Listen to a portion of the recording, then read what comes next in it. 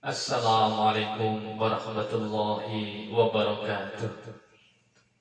Bismillahirrahmanirrahim. Alhamdulillahi rabbil alamin.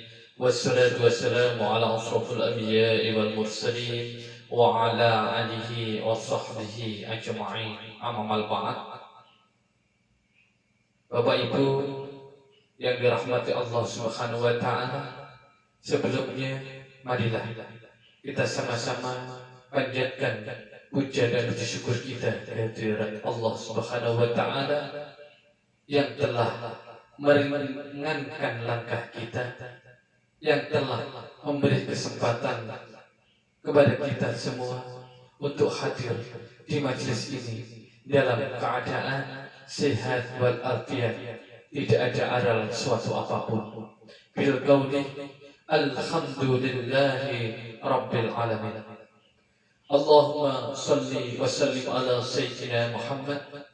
Salawat serta salam semoga tetap tercurah limpahkan kepada junjungan kita Nabi Agung, Nabi besar Muhammad sallallahu alaihi wasallam, yang kita nantikan syafaatnya mulai di dunia sampai di akhirat. Dan kita semoga dipertemukan dengan Rasulullah SAW bersama-sama di surganya Allah Subhanahu wa taala. Amin ya rabbal alamin. Bapak Ibu yang dirahmati Allah Subhanahu wa taala,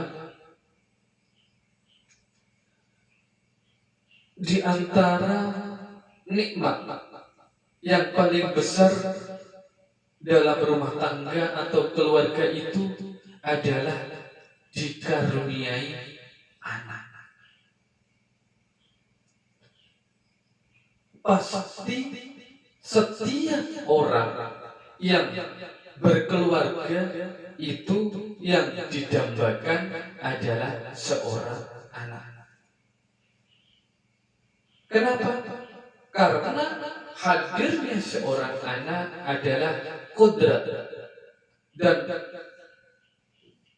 itu adalah kehendak dari Allah Subhanahu wa taala atas rumah tangga yang dihadirkan. Dalam surat An-Nahl ayat 72 Allah menjelaskan, A'udzu billahi minasyaitonir rajim. Bismillahirrahmanirrahim. Wallahu, dan Allah, ja'ala lakum, menjadikan bagi kamu istri-istri, anfusikum, dari jenis kamu sendiri, azwaja, pasangan, wa ja'alakum, dan menjadikan untuk kamu sekalian, min azwajikum, dari pasangan kamu sekalian, apa? Banina, anak, wa khafadatan, dan cucu keturunan, wa razaqakum minat thayyibat, dan rezeki bagi kamu sekalian dari yang baik-baik. Bapak Ibu yang dirahmati Allah Subhanahu wa taala, perhatikan. Di sini berarti yang namanya rumah tangga, yang namanya keluarga, ketika dia bersama-sama, salah satu tujuannya adalah hadirnya seorang anak. Betul? Dan ini keniscayaan. Sekaligus ini menjawab pendapat sebagian yang mengatakan tidak mau punya anak. Dalam pandangan Islam, sebenarnya itu adalah mengingkari kodrat, nikmat, dan dari rezeki Allah Subhanahu wa ta'ala. Karena yang Allah mau, yang Allah ingin, ketika seseorang yang berumah tangga itu punya anak, berarti hadirnya anak itu adalah ketentuan dari Allah. Ketentuan siapa? ketentuan siapa dan kehendak siapa. Nah, kalau kita bila tidak mau punya anak, ingat, bukan menunda punya anak. Ingat, ini beda konteks. Ada yang mau tidak punya anak dan ada yang menunda punya anak. Sama atau beda? Kalau tidak mau punya anak, berarti dia mikir tidak mau punya anak. Tapi kalau manusia punya anak karena ada kondisi tertentu sehingga dia menunda, tidak ingin punya anak dulu karena ada alasan tertentu. Jelas atau tidak? Kalau menunda punya anak karena alasan tertentu itu boleh. Tapi kalau punya paham tidak mau punya anak, ini bahaya. Kenapa? Karena mengingkari kodrat, nikmat dan rezeki dari Allah Subhanahu wa Ta'ala. Jelas sampai di sini? Berarti yang namanya anak itu rezeki atau bukan? Yang namanya anak itu nikmat atau bukan? Nikmat dari Allah yang menjadikan itu ada, dari Allah yang menciptakan itu ada. Maka anak itu nikmat dari Allah Subhanahu wa Ta'ala, titipan dari Allah. Kalau anak itu titipan dari Allah Subhanahu wa Ta'ala, suatu saat akan diambil atau tidak? Kalau anak itu nikmat dan amanah dari Allah, berarti suatu saat akan dimintai pertanggungjawaban apa tidak? Akan. Maka nanti ibu bapak yang dirahmati Allah, orang ketika nanti punya anak itu lahir, yang menentukan anak itu ke depannya siapa? Orang tua. Kullu mauludin yuladu ala fitrah. Anak yang lahir dalam keadaan fitrah atau suci. Fa'abawaihi, maka orang tuanya lah yang menjadikan, yang membuat dia menjadi Yahudi, Nasrani atau Majusi. Seperti apa? A, B, dan C, anak itu tergantung kepada orang tua. Berarti jadi orang tua itu butuh ilmu apa tidak? Jadi orang tua itu butuh bekal apa tidak? Jadi orang tua itu butuh amunisi apa tidak? Oke. Pertanyaannya, setiap orang tua pasti pingin punya anak yang soleh, betul? Betul. Berarti kita sebagai orang tua harus menjadi soleh dulu sebelum anak kita menjadi soleh. Itu ilmu.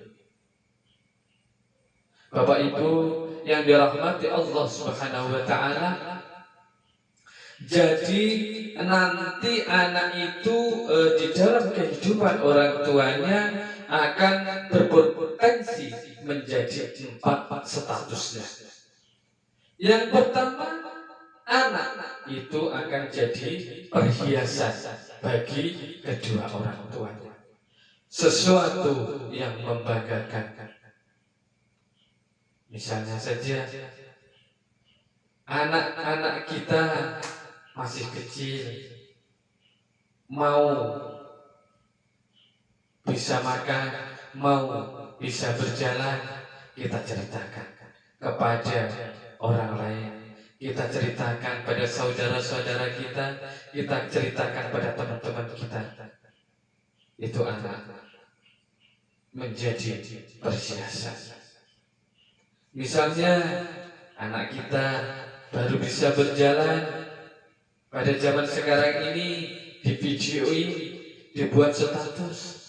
Itu adalah anak menjadi perhiasan. Yang kedua, anak itu menjadi penyejuk hati, penenang jiwa, penyejuk mata, qurrata a'yun. Apa itu qurrata a'yun? Adalah penyejuk hati, penyejuk mata.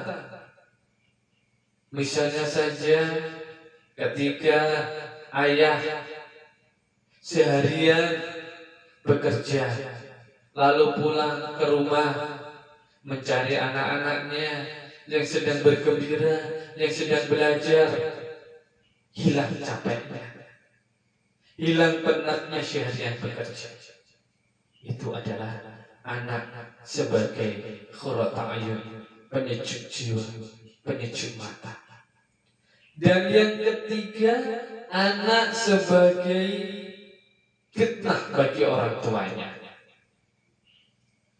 Anak bikin salah, yang ditanya siapa? Siapa? Orang tuanya. Ini anak siapa? Anak bikin kriminal, yang dia cari siapa? Ini ada anak siapa? Yang dicari pasti orang tuanya. Dan yang keempat, anak bisa menjadi musuh bagi kedua orang tuanya. Bapak Ibu yang dirahmati Allah Subhanahu wa ta'ala, yang namanya musuh itu luar biasa. Anak benci sama kedua orang tuanya, sekarang ada enggak? Banyak. Anak minta sesuatu kepada ayahnya, ayahnya tidak bisa menuruti, kemudian ayah itu dibunuh. Sekarang ada tidak? Ada. Kemarin kita dengar ada anak yang tega memenjarakan orang tuanya. Ada enggak? Ada. Musuh. Anak menjadi musuh bagi kedua orang tuanya. Yang pertama, anak menjadi perhiasan. Yang kedua, anak menjadi qurrata a'yun. Yang ketiga, anak menjadi fitnah. Dan yang terakhir, yang keempat adalah anak menjadi musuh. Kira-kira Bapak Ibu yang di sini, kalau ditanya urutkan 1 sampai 4, kira-kira anak-anak kita masuk kategori yang mana? 1 atau 2, 3 atau 4?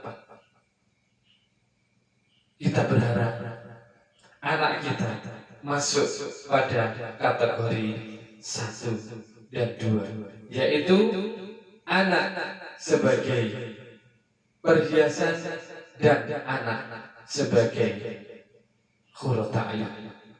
Semoga pertemuan kita pada malam hari ini bisa menambah keilmuan kita, dan kita bisa mendidik anak-anak kita menjadi anak-anak yang soleh dan solehah, yang besok bisa mendoakan kepada kita kedua orang tuanya. Amin ya rabbal alamin. Wallahu muwaffiq ila aqwamit thoriq. Wassalamu alaikum warahmatullahi wabarakatuh.